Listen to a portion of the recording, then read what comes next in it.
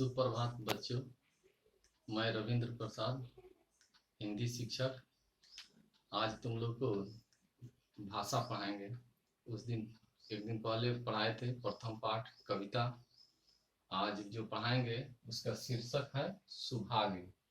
कहानी है और इसके रचयिता हैं कहानीकार मुंशी प्रेमचंद। प्रेमचंद के विषय में तो सबको मालूम होगा, उनकी जीवनी के विषय में।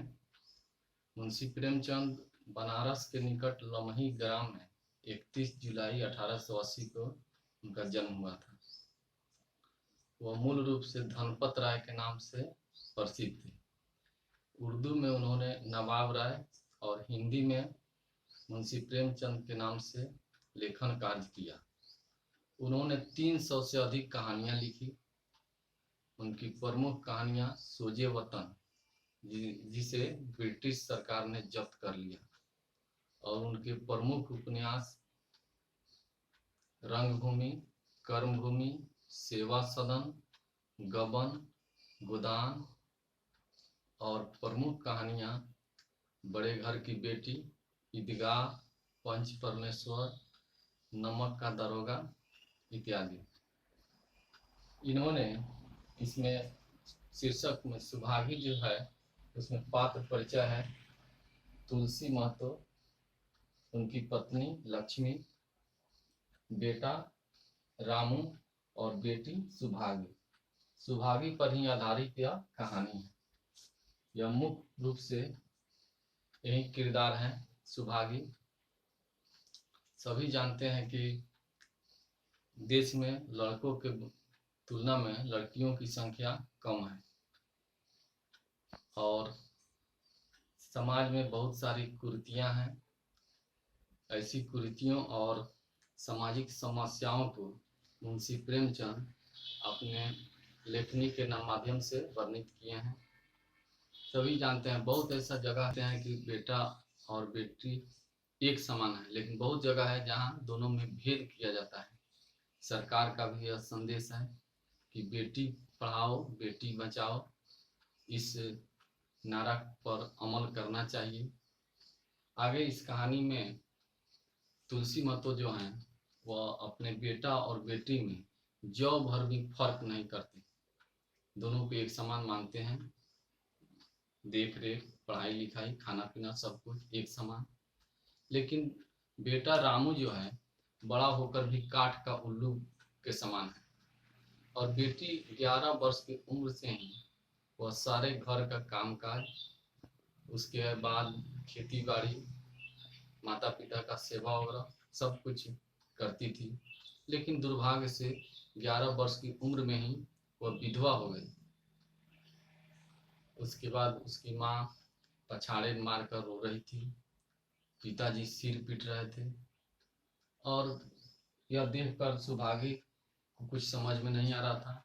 माँ से पूछती थी कि माँ तुम क्यों रोती हो। माँ कहती थी कि भगवान को यही मंजूर है कि लोग अगर कुछ पागलपन करते हैं तो उसे पागल खाने भेजा जाता है, और हे ईश्वर तुम अगर जो यह पागलपन किया है तो तुम्हें कौन सा दंड दिया जाए। आगे वह हमेशा वह याद करती थी और हमेशा रोया करती थी। बेटी समझाती थी कि माँ क्यों रोती हो, हम तुमको छोड़कर कहीं नहीं जाएंगे, और वह अपने माता पिता दोनों पर पूरा ख्याल रखती थी।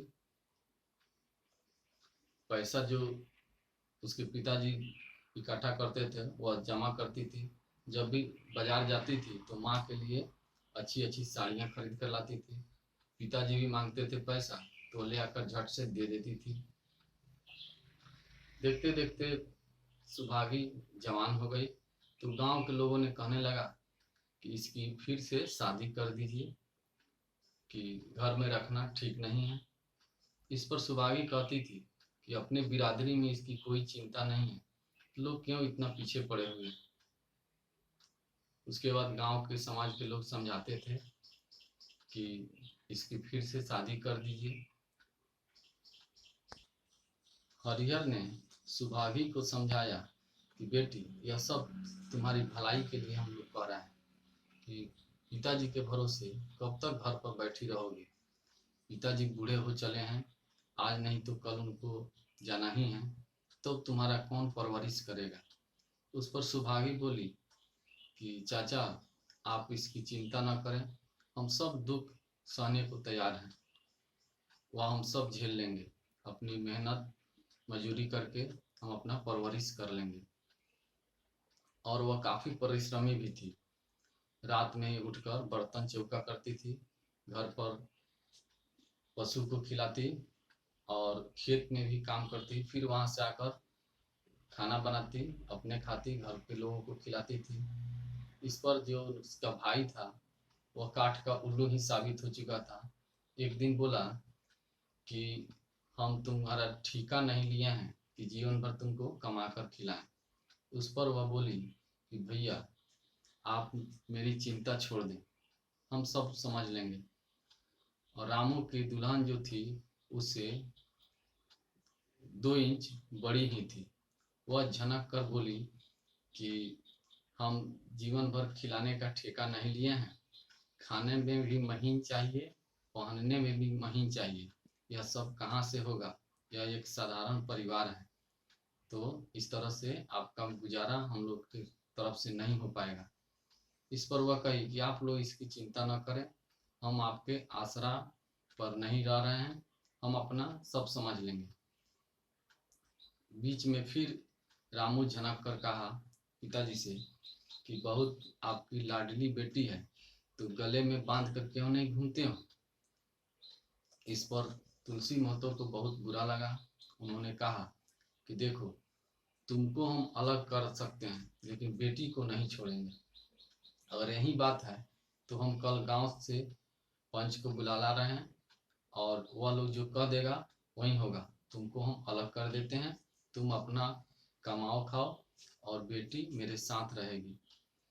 इस पर वो भी तैयार हो गया। गांव के लोग आए, उस तरह से पंचायत बैठा और निर्णय लिया गया, रामू और उसकी दुल्हन को अलग कर दिया गया और यह अपने माता पिता के साथ रहने लगी और मेहनत मजूरी कर परिवार चलने लगा। बाद में इन्होंने सोचा कि पिताजी और माताजी वृद्ध हो चले हैं, तो इन लोगों से चुपे एक भैंस खरीदी और उसके बाद रोज इन लोग को दूध वगैरह खिलाने लगी कि बुढ़ापा में यही सबसे बढ़िया खाना पीना है। तो इस तरह से परिवार की गाड़ी चल रही थी, ठीक ठाक नहीं चल रहा था। एक दिन तुलसी महतो रात को सोए तो सोचने लगे कि जब बेटा का जन्म हुआ था तो घर में पैसा नहीं था, तो कर्ज लेकर जलसा किया था कि पुत्र रत्न की प्राप्ति हुई है।